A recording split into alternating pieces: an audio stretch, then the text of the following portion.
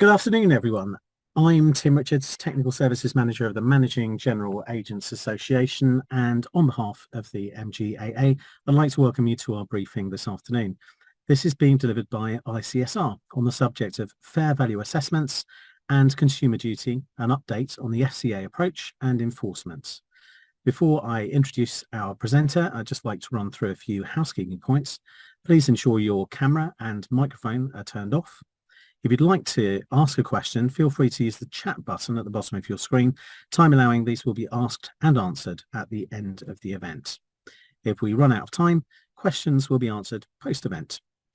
This presentation is accredited for CPD hours if relevant to your ongoing professional development programme. The briefing is being recorded, and a link to the recording will be issued post-event together with the slides and our feedback survey.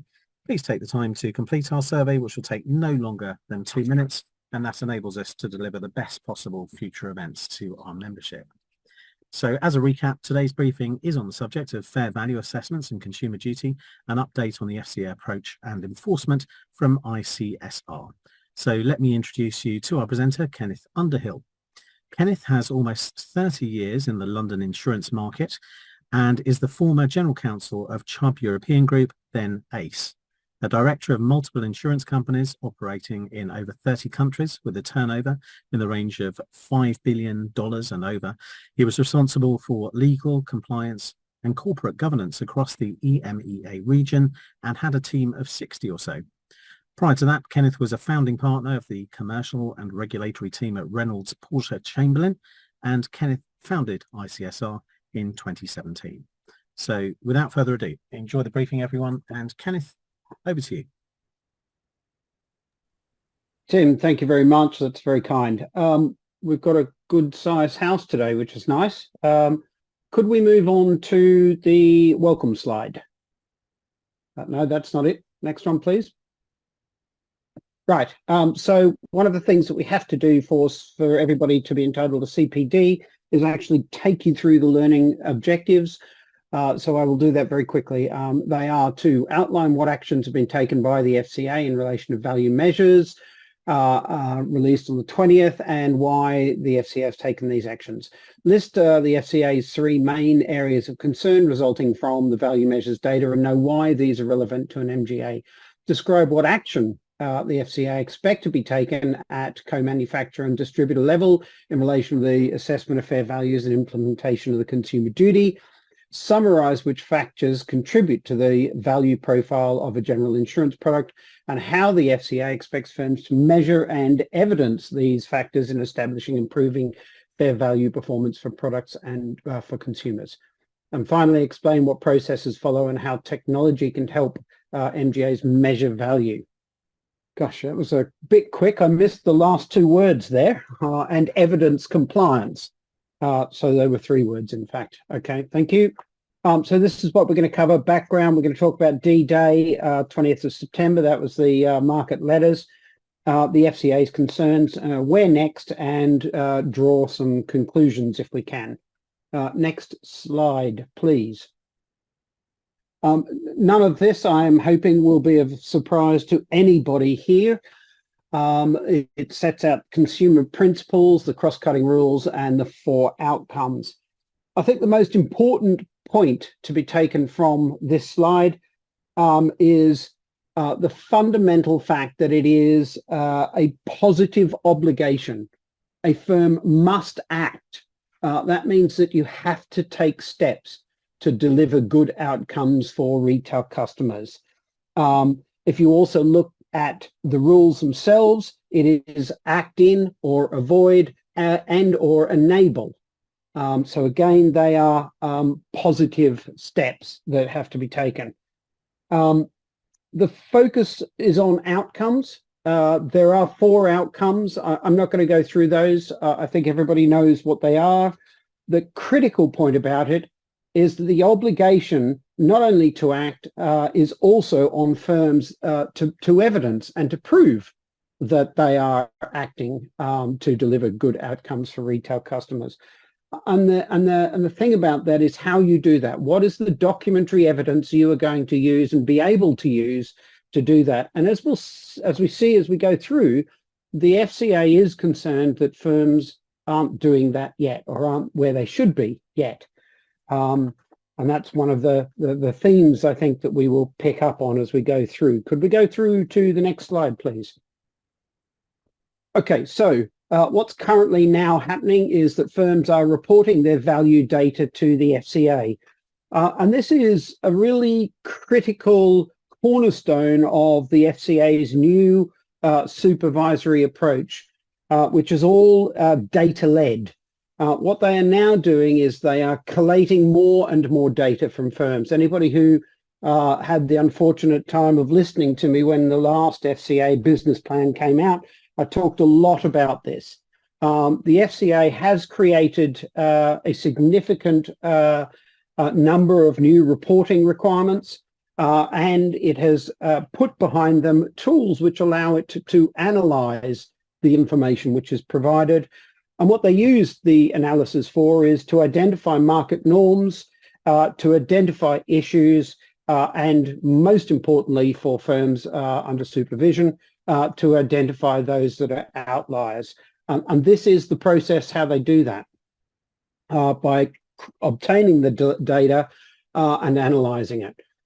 Now, once that data has been reissued to the market in a sort of market form document, and we're going to go through one of the most recent one, in fact, the first, I think, later in this presentation, firms will look at it. Firms will see where they sit or consider where they sit within that. And the critical piece for me is that I have a concern that a lot of firms think, right, we're in the market norm, we're okay. Okay, because we sit roughly where everybody else does, and as we'll see, certainly in relation to gap insurance, that's not the case. Just because you are within a norm doesn't mean that the FCA accepts that product provides fair value. The other thing, the point that I want to make here about fair value is that it's not a number. And that's another critical thing, because a lot of firms we have worked with have started from the point of view of, well, if the price is this and the loss ratio is this and the commissions are that, and we're above a certain level of loss ratios, fair value is achieved. And I think that's not true. It might be an indicia, but it's not. That's not the way that it works. It's not just about price. It's not just about commissions, and it's not just about the loss ratio. If you go back, you have to ensure that the price and going back to those outcomes, it's not just about price and value. It's also about consumer understanding. It's also about customer support. I came up with an analogy, which is if you go into a grocery store and you want to buy some strawberries, and there's strawberries there, but one set of strawberries in a punnet, they're not quite ripe. They've clearly been shipped in from somewhere else. They've been cold stored, but they're only 60p a punnet. You think, okay, well, I'll try that. You take them away and you think, they don't turn out to be very tasty. A second punnet is there, and they're nice. They look like they're fresh. They look like they're ripe, but there's a bit of small print on the packaging at the bottom of the punnet that says, these have been shipped in from some other country. They've been cold stored. You take them home. You're expecting great flavor, and guess what you get, right? It's cold stored. It's got no real flavor, and they're not actually very nice to eat. Then the third punnet. The third punnet is big strawberries, juicy strawberries. It says grown in the UK. It says organic, and you're thinking, wow, they're going to be really, really good, right? But they're £1.50, so they're more than double the first punnet. You take them home, you eat them, and guess what? They go absolutely perfectly with your Pimm's and lemonade while you're watching Wimbledon. You couldn't be happier, could you? That is the issue around fair value. Which one of those is fair value? Cheap doesn't necessarily mean fair value, okay? It's not a number, it's the whole package. And you have to apply that to the products that you're now distributing. So it's about not just, are they getting a good price for it, but is the service good? What is their expectation when they're buying that product? What does your marketing material say about what they should expect in the way of a product? Because it is about the outcomes that they receive. Are they happy? And I think that's critical. You must remember when you're doing fair value assessments, when you're looking at consumer duty, it isn't just about price. Price and value is a part of it, but value itself doesn't mean a number. Okay, can we go to the next slide, please? All right, so there is a requirement that boards or the governing body should review and approve assessments of whether a firm is delivering good outcomes, that's those 4 outcomes, for its customers, consistent with the duty. So there are several things here. The first point to be made is that to ensure customer outcomes are key lens, you need to have your risk and internal audit departments or functions focused on consumer duty and fair value. Are they included in their annual plans of review? Are they a part of the frameworks for those functions? They need to be as much a part of second line and third line as anything else, or any other part of the firm. The next point I want to talk about is this assessment. Okay, your assessment for the board is going to require a report to the board. Now, what should be in that report? The first thing that should be in that report is the result of your monitoring to assess whether the products and services are delivering expected outcomes. And that's going to be your information that you are collating to assess those products. And that information can't just, again, be your commission levels, your claims levels, your price. It's got to look at whether or not customers are happy with the service they're getting. So it's going to need to involve surveys or some form of customer feedback and other information to be able to evidence that there is a good outcome for customers. Sure, the metrics that you will be putting together will go quite some distance to do it, but I don't, as I've said, I don't think that it gets you all the way, because the numbers are not going to necessarily be enough. The second thing is you need to be able to evidence to the board an overview of the actions that are being taken. So what is it that your product governance committee has done? What have you done in the way of reviewing the terms and conditions of the cover, reviewing the distribution strategy, reviewing the sales documents to make sure that you're giving appropriate expectations to customers? What have you done about your remuneration arrangements? And what have you done in the way of customer feedback? And then you've got to consider how your strategy, whether that's distribution or product delivery or whatever the case may be, is designed to ensure that you're delivering good outcomes. What I'm now going to do is I'm going to pass you over to Will Judson. Will is from VisRisk. VisRisk is a tool that is being used to support evidencing of fair value for customers. And he's going to take you through how that tool can help you to evidence and report on fair value. Over to you, Will. Thank you very much, Kenneth. As Ken said, VisRisk, we're a MI-driven platform to help assist firms in activities such as fair value assessments. Today, I'm just going to give you a very quick rundown, a small slice of some of the functionality that we have. So first off, I can show you for manufacturers importing distributors into the system. This is really easy. Distributors can be imported into the system one by one, or alternatively, they can be imported via a simple CSV file. So this means that a manufacturer can import hundreds and potentially thousands of distributors very easily into the system. And then once the distributors are in the system, they get automatically sent an email to fill out their fair value assessments for the products that they distribute. And now I'm going to show you how that can then be shown within the system. So this is what we call our distribution tree, and this gives the manufacturer a view of the situation of all the fair value assessments that are happening. So here, these are our various distributors. We can see here what their progress is on filling out the various assessments, and then we can drill into these, see all the products that they distribute, and then in turn we can see their sub-distributors and the products that their sub-distributors distribute, and so on. So here the manufacturer can get a really good overview of everything that's happening in regards to their fair value assessments.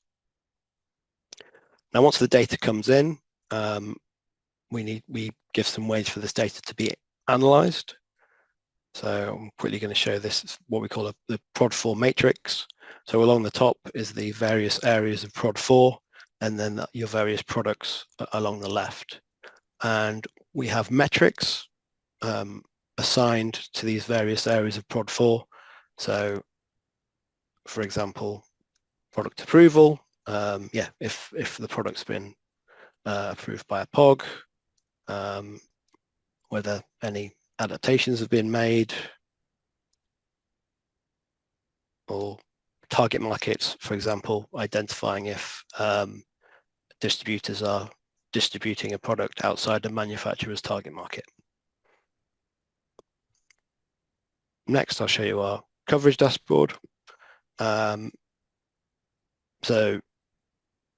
there's various bits of information here. So claims frequency, for example, so there's various metrics here, and these metrics are assessed against thresholds that can be set by the manufacturer in the system.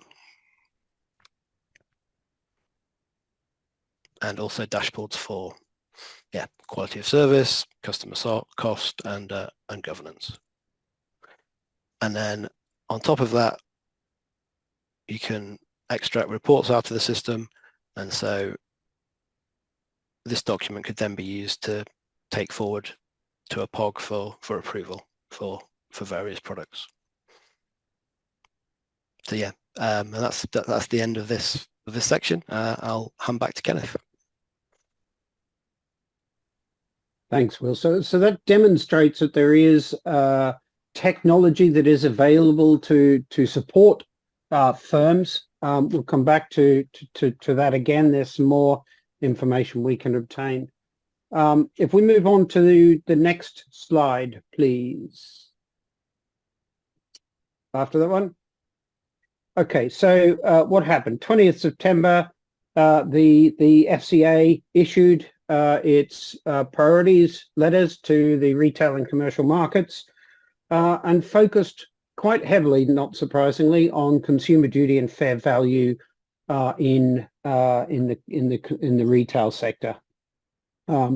Interesting statement, quite a high-level statement from the FCA. Insurance works well when claims are paid quickly and fairly. That was a broad statement. It then went on to identify the issues that it was most concerned with. We're going to look closely at some of these later, but it identified that there were still products which are being distributed which they do not consider to be fair. They identified that there was a lack of evidence of the value of commissions. And this goes back to the point that I was making earlier about commissions and things not being a number. If a distributor is being paid 20% of commission, but they are only introducing a piece of business to you and actually not providing any advice, all they're doing, for example, is introducing them to a portal, and then they have to go onto your portal, and you are providing all of the service in relation to the distribution of that product.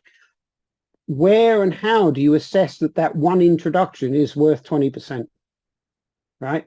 And again, I'll go back to that question. You have to document why, your commission levels you consider to be fair. as an overall part of the fair assessment. And you can't do that if you're not getting information, or you don't have information as a part of your fair value assessment which evidences what the services are that are provided down the chain or by any particular distributor in that chain. And we will come back to that. Another issue that they identified is there still remains discriminatory pricing. A further one is undervalued claims. I could tell you the story of making a claim when my wife's car was stolen. The first quote was rather low after I told the claims assessor that I was in fact a lawyer from the insurance industry, and I thought that the loss that they were offering to pay was rather low. I suggested that he'd take a couple of hours and come back to me with a proper offer.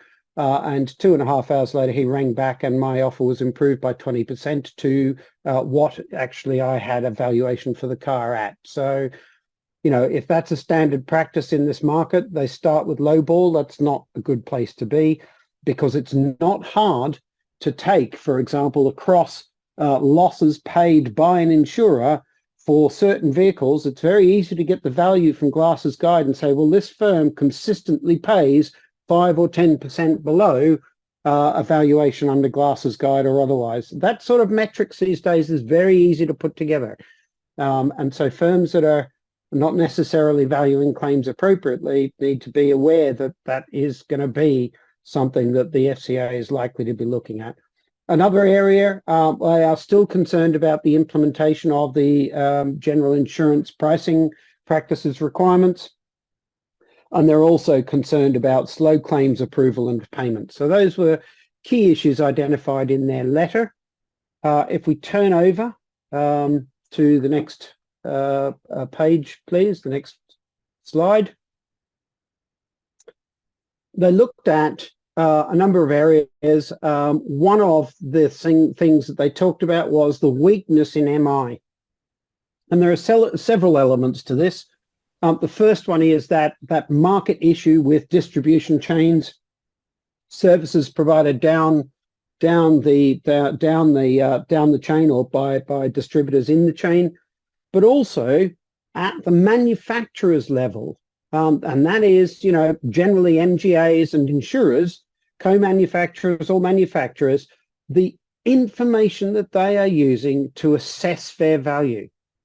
And the critical question here is, if your information is weak and it's lacking in detail, how can you be coming to a conclusion that a product is offering fair value if there is significant gaps in the information which you should be using to look at the full extent of the value provided by the product to a customer? What else did they? So that's a critical issue for them, is the weakness in MI leads to the question of how you can assess that. They also made the comment that they've seen very few instances of firms suspending or withdrawing a product due to the findings of their fair value assessment. And underlying that, a secondary issue is not the question of suspension or withdrawing, but the question of whether firms have made any changes at all. So we've seen instances where firms in the implementation of not just fair value but consumer duty have made few, if any, changes at all to any of the steps involved in the product process. So they haven't made any changes to the terms of the products. They haven't changed the remuneration arrangements that are in place. They haven't changed the sales and marketing material which provides that expectation to customers. They've not changed any of the services that they have. So no changes in their call centers. And I think that, what that will lead to a conclusion is that a firm that has made no changes is effectively saying, well, we were complying with consumer duty before it was implemented or before introduction. And I have this funny suspicion that any firm that is trying to say that is going to find that the FCA is going to disagree with that view. And it's back to that question of, not only have no changes been made, but there's no evidence of depth of analysis of fair value, and that is a concern. So if we turn over, please, to the next page. The extent and quality to which insurance firms have implemented, this is still coming from the same letters, and I've already talked to that, and it is, how are you going to evidence the changes that you have made and or the changes that you are making going forward? The second point is that they are definitive about the fact that they have products where customers are not receiving fair value. And we know that, and we will talk about that very shortly in the context of GAAP, but also in the context of what other products they might start to look at. And what this, the question that this sort of raises for many, again, is what is fair value? Because there is a definition of fair value. And that definition points towards the customer outcome, right? So it's again, it's not a number. And I've talked about the strawberry punnets, but I think there are a couple of critical things that people do need to think about here and haven't been picked up by that many firms. The first one is about this overall product and services. And I'm going to give you an example here of something that happened quite a few years ago before Consumer Duty came in. In fact, back in the early days of TCF, there was a firm that was selling a product that related to credit cards. It was loss of credit cards and wallets and things like that. The price paid by the customer was £35. And you might think, well, £35, your loss of your credit cards, they then cancel all the cards, they'll replace your wallet, etc., etc. That seems fairly reasonable.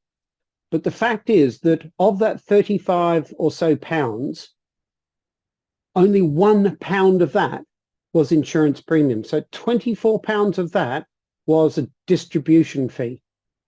And of that £1 of premium, losses were 5%. So 5 pence in the pound on a product costing £35. And the outcome, well, the outcome was that firm almost went under. They spent tens of millions of pounds. They had to change their management, and they have resurfaced as a completely different firm in a very different way, dealing with new products. But it gives an indication of the sort of things, even before Consumer Duty came in, that were considered to be unacceptable practices. And 5p of losses against 35p a pound was just not acceptable, because the loss of the wallet and any of the other additional services, such as cancellation of cards, had very, very little value themselves. And those, of course, they were non-insurance products. They were part of the services that were provided outside of the insurance product. And the issue there, well, the loss of wallet wasn't, sorry, but the cancellation of the cards was an additional service and not therefore a regulated service. But the FCA, as it was, or was it FSA? It might have been FSA back then, but it took the view that it could look at the entirety of the product even then. So again, going back to it, when you're considering fair value, you've got to be looking at product and services. The second thing I want to cover off here in terms of what is fair value is that it changes. It's what I would describe as a dynamic issue. And the best example of that, I think, is the example that we had during lockdown, where people weren't using their vehicles. So people were paying the same level of premium for a service that they weren't actually using because they couldn't drive their cars. And as we all know, what happened in those circumstances was that the FCA made sure, or required, or requested, whichever way you want to put it, that firms either did a return of premium or provided some form of discount or other payback to customers. And that, I think, is something else that people are not considering, that the economic and financial constraints and marketplace will have an impact on what might be fair value in terms of a product. And firms that disregard changes in economics in relation to a product could find that the products that they thought were providing fair value are suddenly not. And if we now turn over to the next page, and that's certainly true in respect of GAAP, because Matt Brewis has very clearly stated on a couple of occasions that GAAP is a product that can actually provide value to customers in the right circumstances. The issue with fair value, so the issue for him at the moment and for the FCA is that used car prices are very high. So the gap between the loss, what you pay for your car and what you may have to pay for a second-hand car as a replacement is narrower than it used to be, and has narrowed considerably over the last few years. However, during that period, premiums haven't gone down to recognize that the loss cost is reducing. In fact, premiums have gone up. And at the same time, the commission levels have, which are unsustainable by themselves in any event, have also not changed. So this is an example of a circumstance where there is a product which the FCA does believe can provide a benefit and fair value to customers, but in the current circumstances, because of what they have described, I think, as rather egregious or outlandish commissions being paid, cannot produce any value to customers. The other point that they've made about GAAP is that when they have inquired with clients about GAAP, those clients have not been able to produce that evidence, which the onus is upon them to do. They haven't been able to show that there is value in the commissions, for obvious reasons, or value in the product, because they've looked very narrowly. They've used a very narrow set of MI. So that's GAAP. That's something that they have specifically identified, and it's a very good example of some of the action that the FCA is taking when it finds that there is a product which is not producing fair value. And what it has done in different circumstances for different firms is different. There have been variations of permissions of firms. There have been product undertakings to change the firms. There have been directions from the FCA on what firms need to do. And in some limited circumstances, requests for permissions have been refused in relation to products. So the point here is that the FCA is taking this very seriously, and where it is unsatisfied or even dissatisfied with a particular firm, and it does have the tools to identify those terms, where it is dissatisfied, it will take action, and that action could end up with a loss of that product per se, if a firm isn't able to evidence fair value. Right, shall we move on to the next slide, please? So this is the information which was produced by the FCA, fair value measures last year. Well, for last year, but produced this year. And I'm going to make the point that I've made already, or several times, a couple of times, I think. Firstly, this is market averages, and these are not metrics that you can take and say we sit within there and therefore we are okay, because if the FCA decides a product isn't providing fair value per se, and you are in the market norm, then they'll be coming to visit you. The second thing to take from this is, as I talked about earlier, the new data-led approach. If these are the market averages, the FCA knows who is not anywhere near market averages in relation to these metrics. And if you are identified as an outlier, they now have an easy path to coming to talk to you, because they don't need to wait for complaints alone. They're now getting this information, and it's going to show them who are market outliers. If you're in a better than market average position, that's great. But if you're in a worse position, then they're going to be able to identify that, and they're going to be coming and talking to you. So the question here is, where next? So we can see right at the top, and I apologize to everybody, even I've had struggled to read this, but I felt that we should get all of the information up. At the top, you can see gap. A gap claims frequency, less than, well, about a third of a percentage. A high rate of claims acceptance, a reasonable average claims payout, but you know, a midpoint on complaints. And then if you go to the end, percentage of premiums paid out in claims, very, very small, 4.37%. So that's your loss cost. So the real cost in gap, again, goes back to commission levels. So where do we go from there? Well, let's look at the next few products.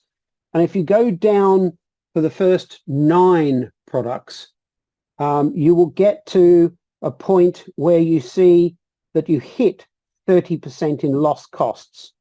And I'm not saying that there is a number here in terms of what may or may not be acceptable in loss costs as to what may or may not give fair value. But if you look at each of those products, there's key cover, there's excess protection for motor, there's payment protection for mortgage, there's home emergency add-on, payment protection credit cards, personal accident standalone, personal accident add-on, and excess protection for motor add-on. All of those have very low claims frequencies. And by that, I mean they are, only one of them has a claims, or 2 of them have a claims frequency over 3%. They do have relatively high rates of claims acceptance. And they have, you know, some of them have reasonably high complaints. So if I was the FCA and I was thinking, well, you know, where do I look next? Then I would say that these are the targets. These are the ones that they're going to start digging a little deeper into. There's a couple of others there.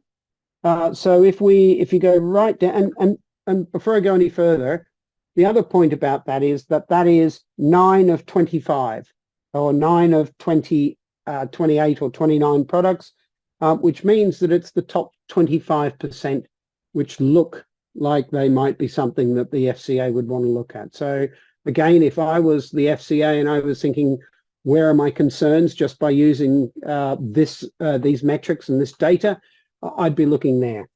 There's a couple of others as well. Down further, you will find home, buildings only, all coverage. That has a claims frequency of 3.19%, so it's a low claims frequency. Importantly, it only has a claims acceptance rate of 67%. So that's a massive outlier against everything else there where there are quite high claims acceptance rates. The next nearest are a couple. There's travel where there's low acceptance, well, not low, but 70-odd%. But 67% for buildings only seems quite low. And importantly, another metric there which applies to home buildings only is that it has one of the highest rates of complaints, 11%. In fact, I think it's only one of 2 that has, it is only one of 2 that have a complaint rate above 10%. The other one being home emergency, which has a high rate of claims, a high acceptance rate, and a reasonable, if you want to, loss ratio. The other one that I'm going to pick out here is before the event legal expenses for home, which is, I think it must be, is it an add-on? It doesn't identify as an add-on, but before event legal expense usually is an add-on. 0.27% in terms of claims frequency, a 52% claims acceptance rate. There is no average claims payment, but there is a 9%, so heading towards 10% claims rate. If I wanted to pick a product that I thought might be something that the FCA would want to look at, that would probably be another one. And I think that's all I've got to say about those. They're fairly helpful if you want to look at where your products may be of a concern to you. I'm going to now move on to the next slide, if I can, please. And this is, I think the only thing that I want to say about this is that what this tells you is that consumer duty and fair value, they're here to stay. They're not going away. You know, this is the way that the FCA is going to work now, and it's very clear from this that you know, they are building their new approach to supervision on retail business around the data and around the data piece. And this is just the beginning. There will be more detailed data that they will probably start to ask in the RMARs and other information, and they are using that, and they are using tools behind that to identify outliers. But certainly in respect of consumer duty and fair value, they're just telling people to eat the frog. I'm going to pass over to Will. He is now going to take you through further evidence of how VisRisk can build the defense for manufacturers, MGAs, and insurers up and down the distribution chain. And he hopefully, I think, will talk to you about the fact that VisRisk also produces very significant response rates from distributors and increases significantly the efficiency for firms that need it. Will, over to you. Thank you very much, Kenneth. Yeah, so I'm quickly going to show how the interactions between manufacturers and distributors can work within the system. So this is the distributor portal. This is the system that distributors will log into once they're notified by the system. And in here, they choose the products that they distribute.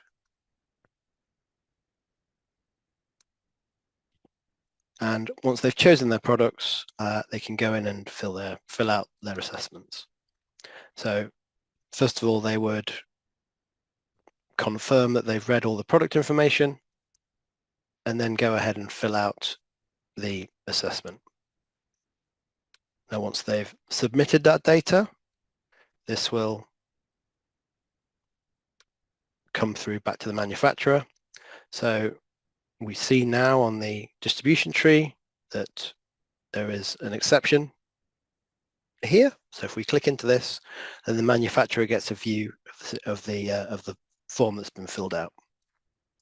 Here they can see there's a exception around this field, so then they can go ahead and mark this as an action that's required. So then they can go ahead and give some feedback back to the distributor. This will then fire off an email to the distributor that there's an action for them to take. They will then come back into the system. They'll be given the feedback by the manufacturer, and then they have an opportunity to either start a dialogue with the manufacturer in the comments section, or go ahead and make some changes. They can then submit the data back to the manufacturer,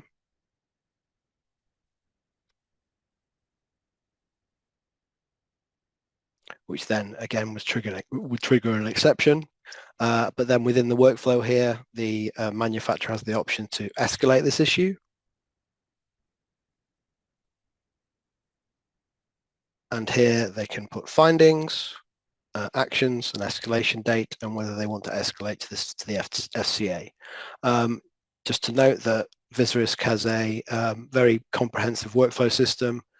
All of the workflow you see here is, completely customizable to fit the business processes of the manufacturer, and also the fields here as well. So this is all saved, and then we can mark that as done. As well as all this, you can see a history here.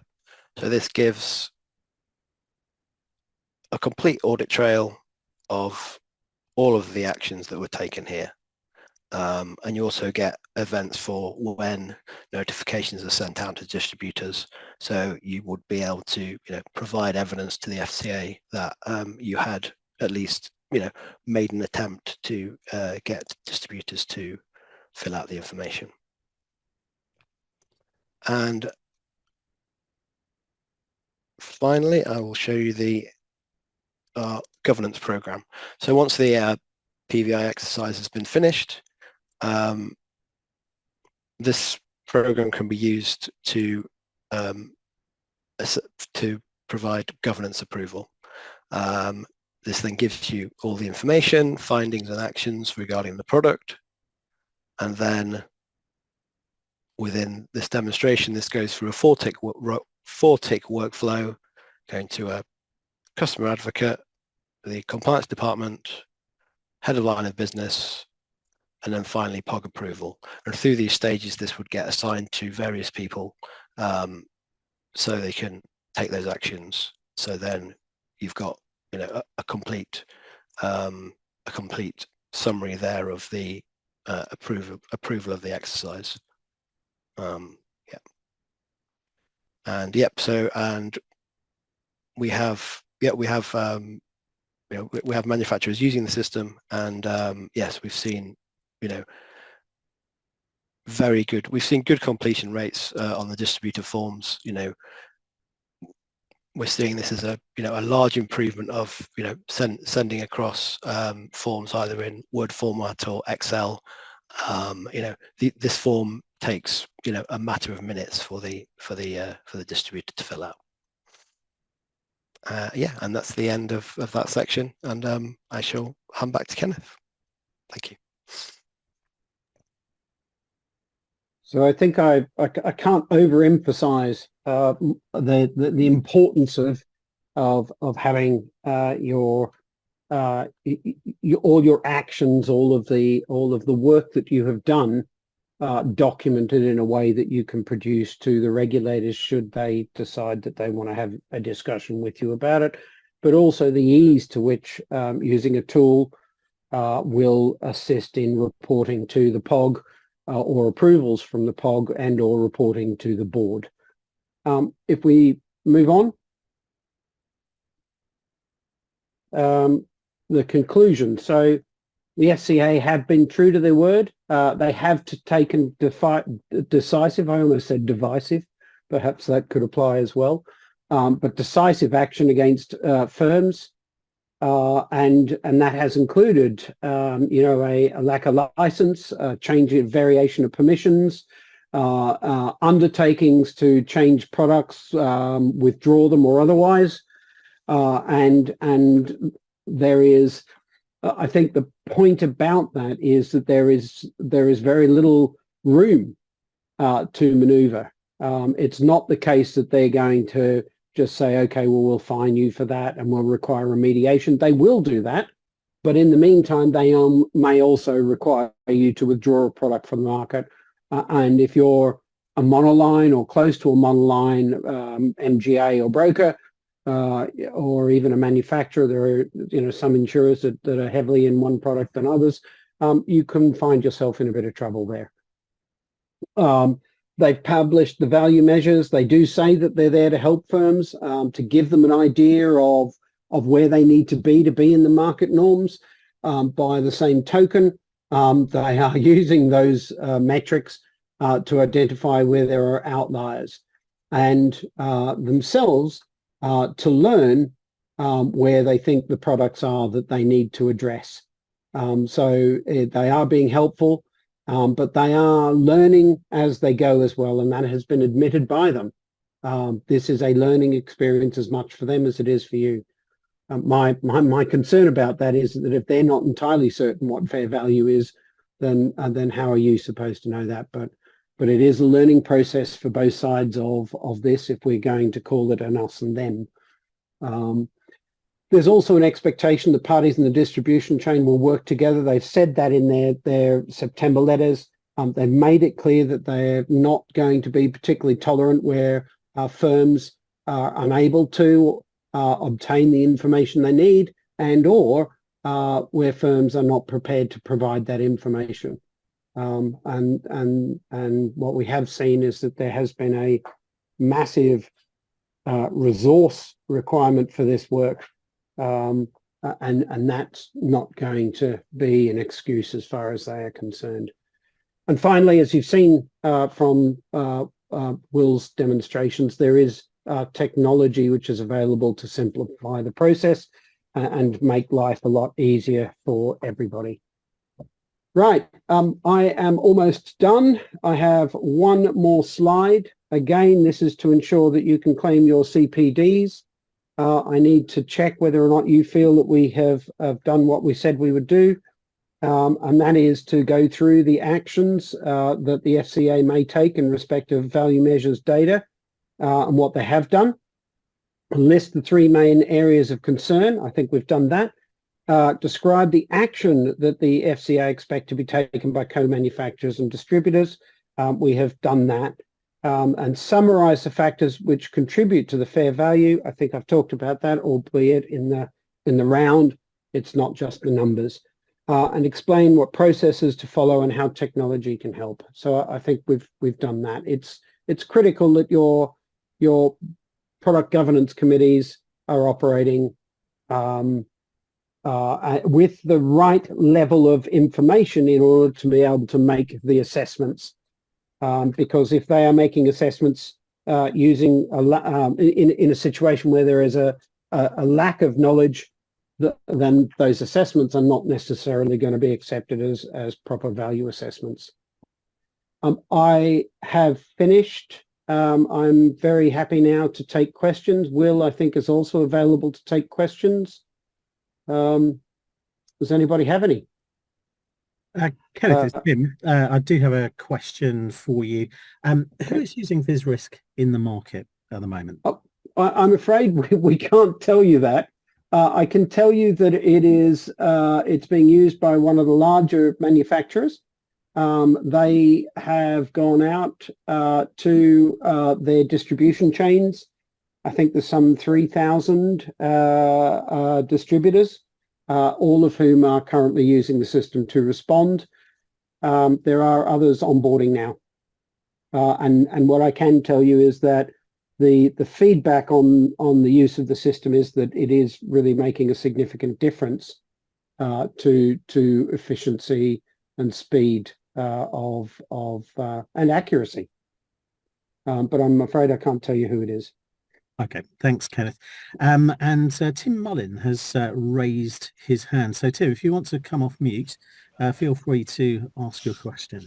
Yeah, thank you. And thanks, Kenneth. That was really, really interesting and really helpful. Just got one quick question. I feel that there is a disparity between the value measures data results and what manufacturers are producing as their own fair value assessments, because they're not directly linked together. And I just wanted to see your view on that, because I find that value measures is very prescribed, whereas obviously fair value assessments is open to differing interpretations of value. Yeah, I mean, but I think that different interpretation again is about the question that it's not a number. And that is one of the issues. Is it is about the outcome that the customers are receiving, and asking a manufacturer to determine the whether or not their customers are receiving an outcome just by looking at data is not necessarily going to work. I mean, that's one of the sort of lacunas I see here. And the way that has to be addressed for many products is through customer surveys and response rates and things like that. So value can be looked at not just in terms of numbers, but also the wider picture in terms of what they consider to be a value. So that may account for some of the difference. There's also that question of whether or not manufacturers have all of the data that they need in order to assess value, and whether some of those value assessments may be based on inaccurate or incomplete data. Does that help? Yeah, it does. Yeah, that's okay. That's very useful. I mean, we're all learning. Everybody here is learning about what they need to do. The FCA is pushing the barrier upwards, ever upwards, and they themselves are learning. So it's going to be an iterative process on all of this stuff. So I saw, I hope that's enough. I saw a question: can a value be put on or captured for peace of mind, which may be very different to different customers? Well, yeah, that's a good question. I think that the only way that you would be able to put a value on that is by getting positive feedback from customers through surveys or some other form. Well, I mean, it has to be surveys. I mean, I don't remember the last time, I dealt with a large insurer for house or car or whatever. And as soon as I had, completed whatever it was I was doing, whether it was renewal or whether it was talking about, adding a new car or whatever it might be, very shortly afterwards, I got a ping, how was the service? And I think that that's where, you can get some of that in terms of peace of mind. It's going to have to be some feedback. I think that in terms of metrics themselves, there may be an opportunity to look at it. If you've got a product where there's a high level of claims, there is a high speed to responding to those claims, there is a high level of acceptance of the claims, and there is a high payment rate, and the margin, unfortunately for the insurer, is not great. Then you probably are feeling like your customers are getting, a value. The other question on consumer duty is, are they getting a good service? If the claim is slow, if there are problems, then maybe you've got peace of mind around 2 or 3 of those consumer duty outcomes, but possibly not the 4th. And I think that's quite important. It may be that you can provide good outcomes in 3 of the cases, but not 4, and yet that will be acceptable. You can't please everybody all the time, as we know, but that's not an adage that you can go to the FCA and use if they're not happy with you. Okay. Thanks. Any other questions? Any further on the further questions on the chat, or anyone with their hand up? And we're right out of time, unfortunately. So Kenneth, I'd just like to say thank you so much for your session today. A very popular session, which I'm sure everyone will agree has been very engaging. You can reach Kenneth at the details shown. So let me just show you. There you go. And feel free to contact Kenneth, or do contact me at tim.richards@mgaa.co.uk with any questions or introductions, and I'll be happy to pass these on. Thanks also to all of you for joining us. Please don't forget to provide your feedback, and do look out for forthcoming MGAA events. And as always, I do hope you have a productive afternoon. Thanks again for joining us, and see you all soon. Thanks very much, everyone. Thanks, Kenneth. Cheers.